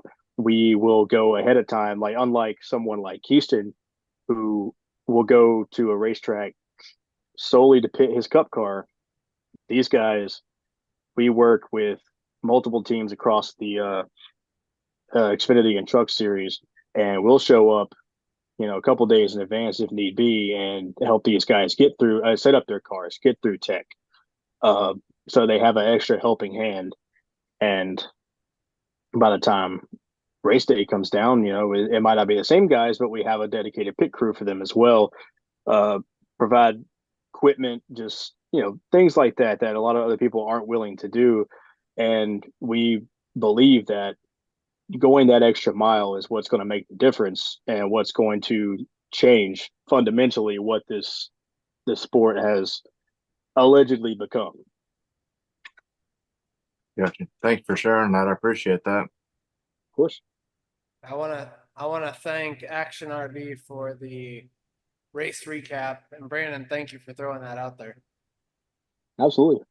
So now we're gonna go into actually the portion where we're gonna ask you all a bunch of questions. Okay. So how and when did you get started in NASCAR? And I know you're on the 51, but are you on any other teams this year? Oh, excuse me. So in 2015, I believe, no, 2016, I was still an infantryman in the Marine Corps, and I was processing to leave the military and go back into the civilian world. And there's this course you take called TRS that helps Marines transition back into the civilian world, just learn how to incorporate back into society. The culture of the Marine Corps can be very abrasive when it comes to how we act, how we behave, how we conduct ourselves, how we do things, how we work, how we play, and all of that could be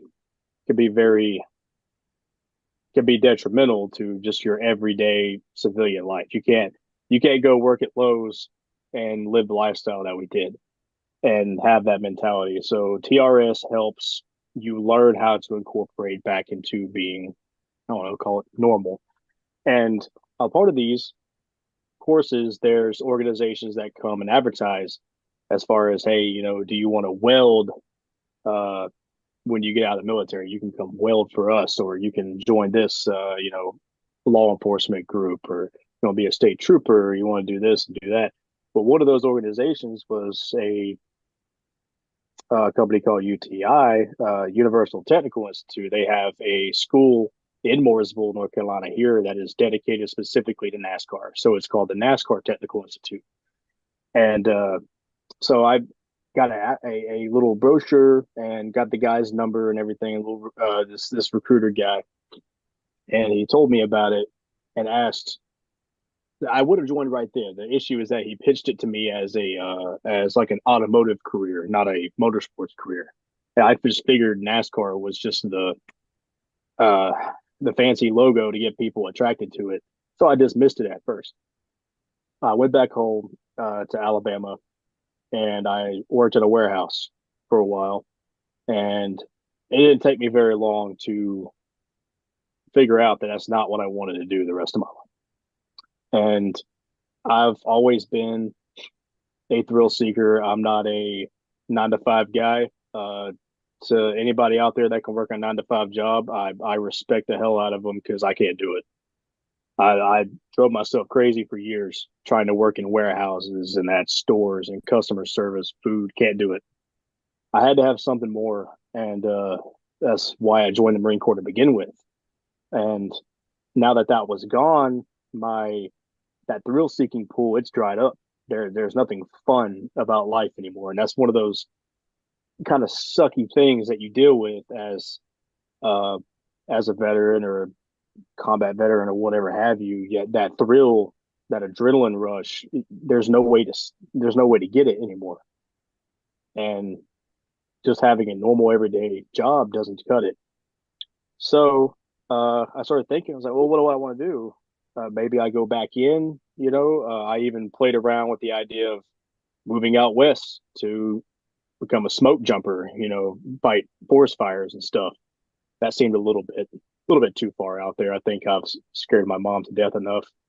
So, yeah, she actually threatened me over that too. Independent contracting work, no, can't do that. It's too dangerous. So I was like, well, I've been a NASCAR fan my whole life. My first race was Talladega in '99. My stepfather, Bruce, took me out there, and he was, well, I say stepfather, he was essentially my dad. Took me out there, and I remember meeting Jeff Gordon's pit crew. I didn't get to meet any drivers, didn't see any of them, but I saw Jeff Gordon's pit crew when I went down to the infield. I got a hat signed by them. I started thinking about that, and I was like, well, being a driver, that's kind of out of the question. You got to start that pretty early and have a lot of money if you want to do so. But I was like, what does it take to pit one of these cars? And so I started digging more and more into it. YouTube video after website after phone call, trying to figure out everything I could on it, and it more or less looked like exactly what it is, and that's you have to know somebody or get recruited. I was like, well, I kind of halfway got recruited. I have a card, so I called the card, number on the card, and they got me into the school. Now, the stipulation with the school is that you have to attend the automotive courses before you go to the NASCAR courses. So I went through the whole automotive course and learned about, everything from engines to brakes to HVAC. I will come out and say up front, this school gets a very bad rap. A lot of people that attend the school expect something big just to fall into their lap. And because they don't get this big opportunity, they say, well, the school was a waste of my time and money. And that's not true. Just plain and simple. I don't care what any of them say. It's not true. If you work hard and you meet the right people, you network right, you ask questions, you dig, you can get there. So I dug, and through these courses, I ended up going to the pit crew course and fell in love with it even more, the idea. And so I asked the instructor if he knew anybody that might be able to open that door. And he did. He opened the door for me. He gave me a number. I went to an organization which is now Elevated Performance. It was called Excalibur back then. You might have heard Keaston reference it a couple times. Back then it was called Excalibur. And then my boss and friend, Pat Cole, bought the business and it became Elevated Performance. I've been with them ever since. They got me my first shot. Jennifer Joe Cobb as well is where I started. That was when I was hanging around Keaston and pitting with him, but we have two totally different paths. He's a tremendous athlete, great guy, incredible person. He's been around the big ranks at the bigger teams, and my path has just been different. I mean, I'm a big underdog guy. I do not like burning bridges. I don't like. Yeah, my boss gave me the break that I needed and the training and the love and development that I needed to move my career forward. And I'd probably sit here and say I'll be with him until I retire because it means that much to me. And I would prefer be part of taking this organization to the top rather than ditch this organization right now and go to a Joe Gibbs or a Penske or a Stewart-Haas like I can do if I so choose to. But if I go somewhere like that, then I've seen it time and time again. You become a number, a more or less expendable number, and I'm not okay with that. And I like being at an organization where I'm valued and where my hard work is appreciated. And even though we may never get to the point where we're winning races, yearly or championships or whatever, even if we don't, I am far more okay with hanging my hat on a career where I did everything I could to get there and might have fell a little bit short rather than taking the easy path and okay, well, I'm going to go there now and try my best to get there despite all these other people that wanted to help me. To hell with them. I'm just going to go, serve myself and do my own thing. That's never sat right with me. And that being said, I have a lot of friends that have done that, and more power to them. No disrespect to them, but it's not my thing, and it's never been how I've operated. And we value people that I think have that mentality where it's more we want to move the organization up to that level rather than try to shortcut our own way. If that makes sense. And that's more or less a mission statement for our organization. Loyalty may not pay off immediately, but over the long run, it does. And what I mean by that is like what you're saying, where you're chasing money instead of, looking at the big picture and remaining loyal. Yep. I think at least that's what I think. Basically, the gist of what you're saying. Yeah, more or less. I mean, Yeah. you look at the 51 guys. How long have they been around? How long did it take them to win a race? I mean, people talk about winning a race like it's no big deal. There's a really bad culture going around that's pushing this idea that the little guy doesn't matter, and the only cars that matter are in the top 10, and everybody else can buzz off. And I see that a lot, especially amongst the fan base, and even if I can say it without getting into too much trouble, I feel like a lot of the even executive team of NASCAR they don't do a very good job of not pushing that narrative, and that narrative being pushed, it belittles the guy that can't win championships every other year, and I don't think that's right, because I mean, what would this sport be if you had 10 cars on the track? Then all we would care about is the top three. And then it's a slippery slope from there. That's why we don't have 40 car fields every week. And this is where we're at now, so we try our best to change that culture, and working with a team like this is really important in my opinion, because I think Jeremy started in 2008, I believe, when he started racing, or 03. I think his first race was 03. Regardless, I think with asphalt, I think it was 2003. It was. Okay. No, 2003, and that's, geez, man, like 21 years now. And how long did it take to win a race? And it's I guarantee, I wasn't there, but I saw it, and I guarantee that it was worth every damn second when he finally did get that win.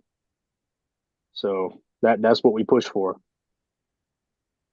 Yeah, 2017, he won here in my own state, Wisconsin, at Road America, and my son was there that day. I was sick, unfortunately, I wasn't able to be there, but I was watching it. It was amazing, yeah, just to see that. And he was battling Matt Tifft, another small team. That's what made it so cool, is that those two small teams are battling it out to get the win. And it's just like you said. And then even with the TV, coverage, they're always showing the bigger teams. On occasion, I noticed lately Jeremy has been getting a lot more coverage than he has in the past, which is a good thing, and some of the other smaller teams. But NASCAR, that's one of the things that NASCAR with on TV, they even the fans even complain about it, that the smaller teams, they're battling just in the back or mid pack, is just as important as these big teams that are up in the front battling it out. I mean, there's got to be a way to be able to balance that out somehow. And I don't know. It can be Hopefully fixed. someday they can figure it out. It can be fixed. I don't know how, but somebody can fix it, and I hope that someone does. Because even if you just look at the Cup Series alone, if you get rid of all these little guys, who's going to buy your charters that you're going to sell to another team that already has one? If they don't have the need for it, who's going to buy it? And that's just speaking about charters. What about?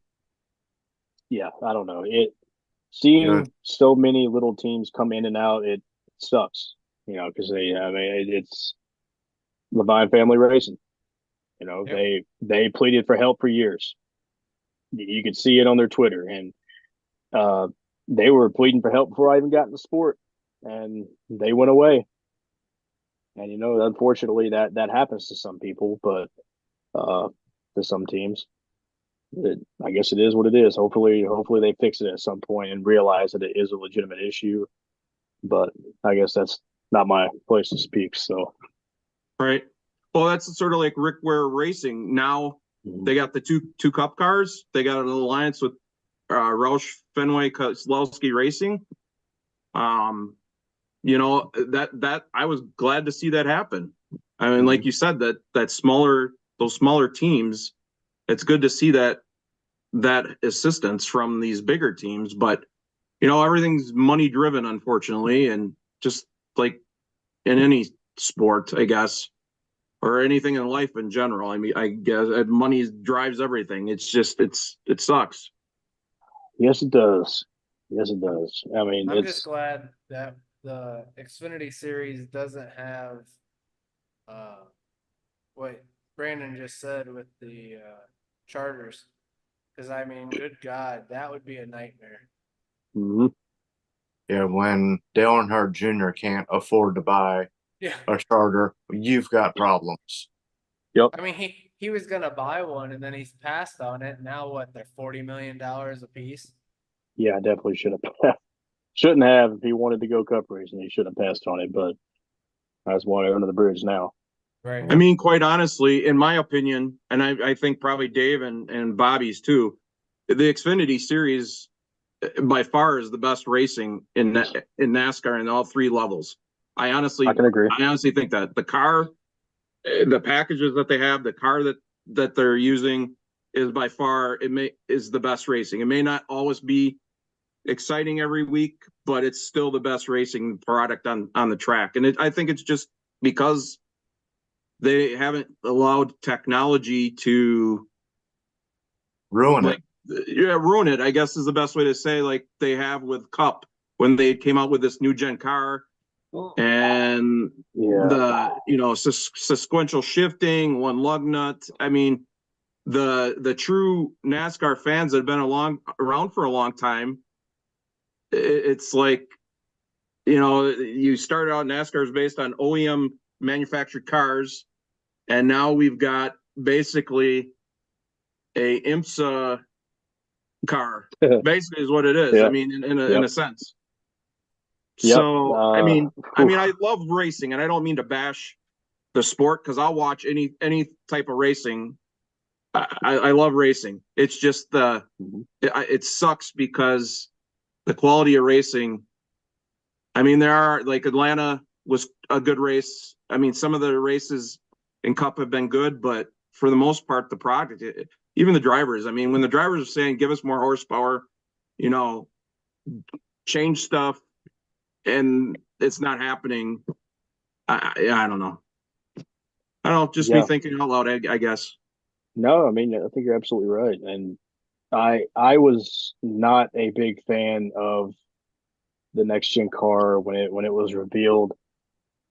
I guess I'm still not. I mean, it looks cool. It's got that going for it, but I'm a 5-lug guy, and I that's all I do is train 5-lug, and it's an art, it's a passion of mine, and I know it has been for so many others. And there are even guys that will refuse to pick Cup cars because they are 5-lug guys, and there's not many of them, but they're out there. And I've never pit a cup car ever. I've never done a cup race. And I came in a time in the sport where I wasn't good enough to be on a cup car when it was 5 lug. And right about the time they got ready to switch, the company went through a change of management, a change of ownership. That slowed things down. And then they went to the single lug. And at that point, like if you didn't jump on the single lug right away, everything got snatched up, you know. And as far as from a pit crew standpoint, I mean, servicing those cars now is something that's just strictly done in house or very close to the vest. It sucks because now if I ever end up living out that dream of pitting a cup car, you know, at the top level, it'll come. It's probably nowhere near actually happening. You know what? And because of all those reasons we've already talked about, I think I'm okay with that. If I got the opportunity to go tomorrow, I would, and it would be great. I'd love it. But truth be told, I have way less interest pitting a single lug cup car than I do a 5 lug Xfinity car, just because I am one of those fans that remembers the way it used to be, and I grew up watching, you know, Dale Jr. and Jeff and Kenseth and Rusty and all those guys fighting out in a 5 lug loud X pipe stock car, and now we don't even have X pipes. I don't know where those went, but now No now boom the cars, tubes anymore. no boom tubes. Cars sound terrible. It's just I have to wear plugs now at the track because the cup cars are too loud. It's just it's kind of it's birthed some animosity in me when it comes to the Cup Series and the big team. You almost want to roll your eyes now every time somebody brings one up, and it sucks. Yeah, it does. As a race fan, it sucks, and as a professional, it sucks.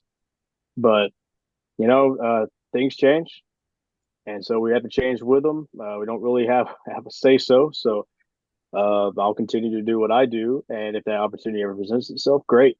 But yeah, I'd be lying if I said I wasn't a little upset at the direction things went. Hopefully, they'll be corrected.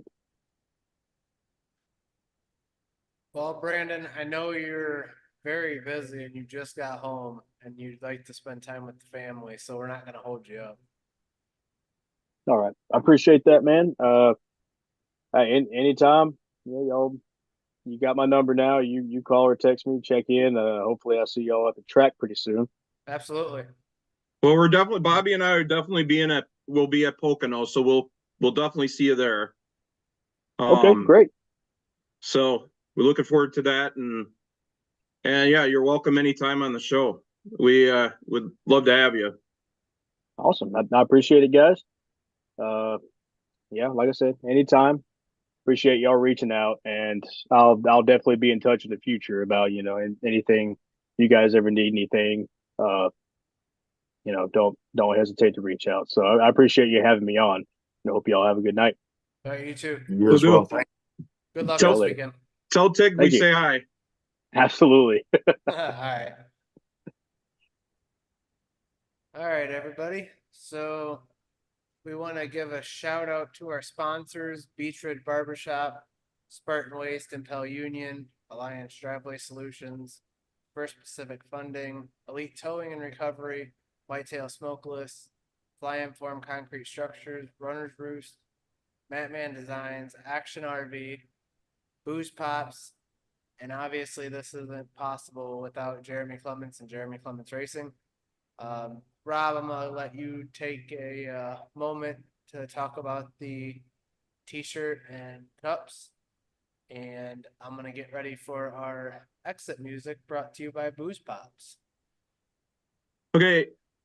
If you haven't done so already, please go to stickygears.com. Check out not only Jeremy Clements Racing attire, but also the Area 51 t-shirts are for sale there. $15 a piece. Portions of that proceeds from those t-shirt sales go directly back to Jeremy Clements Racing to keep him on track. The other things, Anamore Designs LLC.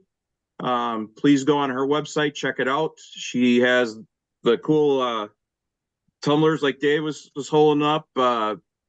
She also makes some garden flags, some other, cool things. Reach out to her.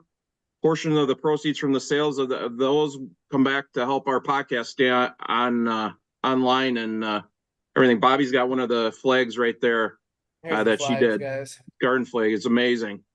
She does great work, and if I remember correctly, the tumblers are $35 a piece, right, Bobby? Yes. And I don't remember what you said about the flags. How much the flags are? I can't remember. I don't remember either, to be honest. Nah. Just reach out. just- Reach out to Anna. Anna will get a hold of you on Facebook. And real quick, while I got the floor, we are doing another Area 51 square donation. We are going to be doing the Martinsville from 23. If you guys can see it. Oops. Got the scuff up on it. Jeremy did sign it. Those squares will be $35 a square. This piece is from the Racing Warehouse. We want to thank them. They average between $350 and $400. So for $35, you can have a very nice piece. Ask Dave, myself, we both have them. They're Yep. very nice. Yes. And the flags are $20. $20. Okay. Sorry about that, Bobby. I should probably write No, that you're down good. because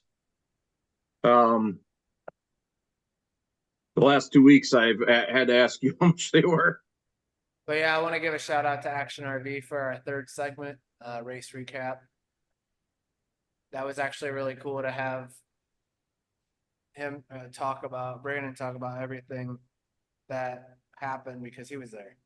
Yeah, that was a good idea, that Bobby. Instead of having one of us ramble on, it was a lot better to hear it directly from a pick member that went through that battle with Jeremy to get there on Right. track. So And actually, I forgot to share one thing, so we're gonna do this one real quick. If I can, there we go. I forgot to share this, but Action RV is doing their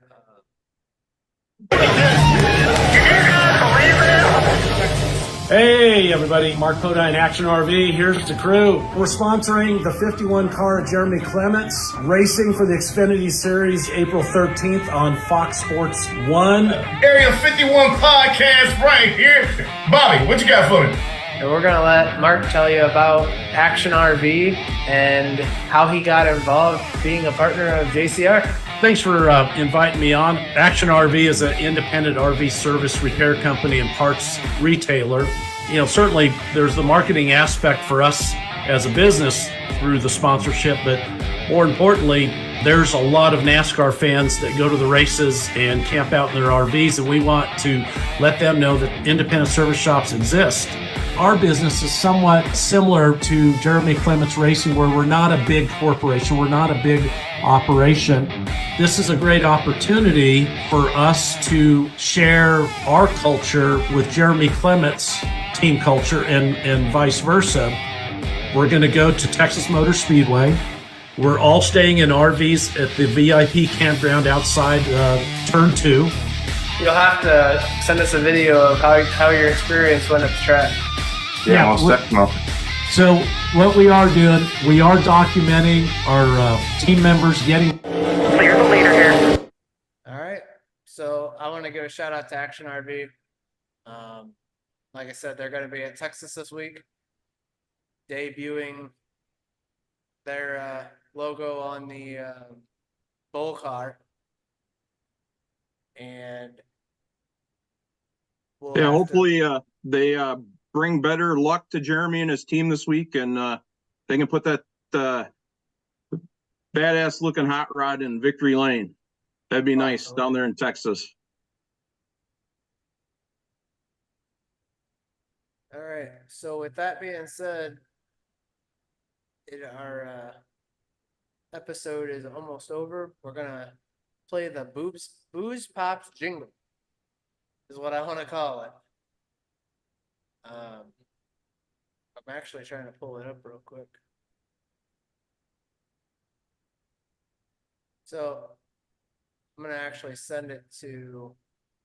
There we go.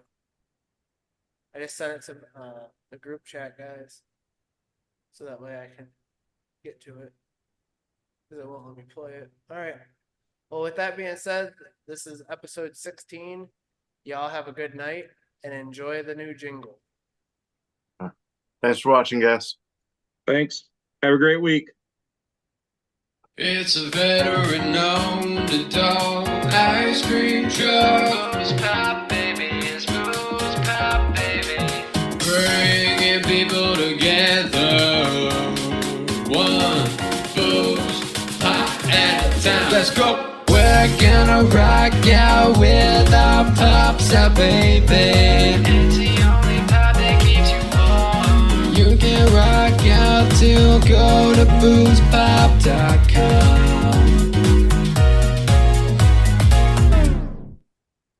All right, y'all have a good night.